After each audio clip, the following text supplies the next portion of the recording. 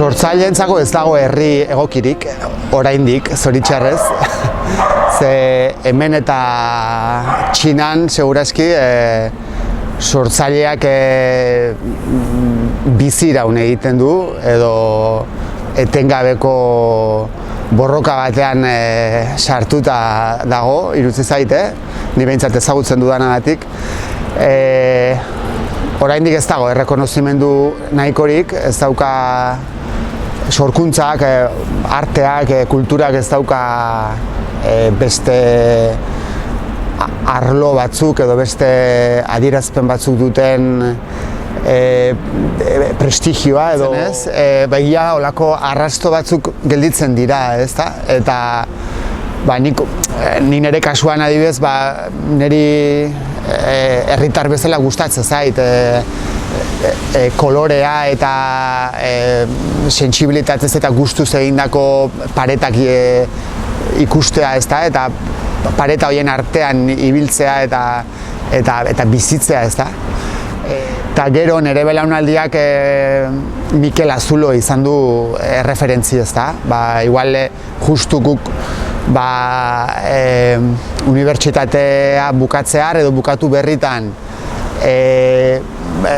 gure artista edo sortzaile nortasun hori eraikitze prozesu horretan gune hori aurkitu izana, Mikel Azulo bezalako txoko eta jendarte eta babes leku bat aurkitu izanak, nik uste eragina izan duela gure belaunaldian. Eta ez da kasualitatea,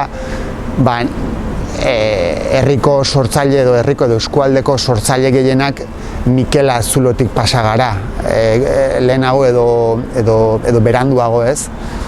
Badago oso amets egi bihurtu daiteken amets edo ilusio bat dala hemen parean daukagun fabrika, papelera, kultura fabrika bat bilakatzea, ezta?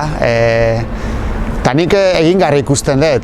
Nik uste goiz edo berandu arrazoi bategatik edo besteagatik ja segurazki enpresa hau hemen egoteak ez duela zentzurik izango, nik aspaldi ez du izan, eta gustatuko litzateke espazio eta gune hori sorkuntzarako eta elkarrizketa gune bat izatea, ezta?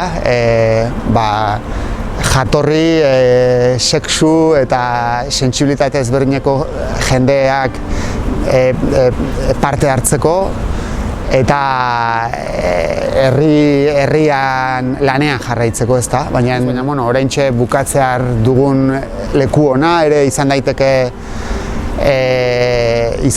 gune garrantzitsu bat, baina batez ere eta hezkuntzan igual fokoa jarrita gero eta herri sentikorrago bat, bai kulturarekin, bai genero gatazkarekin, bai jatorri eta iritzi eta irizpide ezberdineko jendearekin, eta nik uste sentsibilitate hori nolabait duen herri bat imaginatzen dut.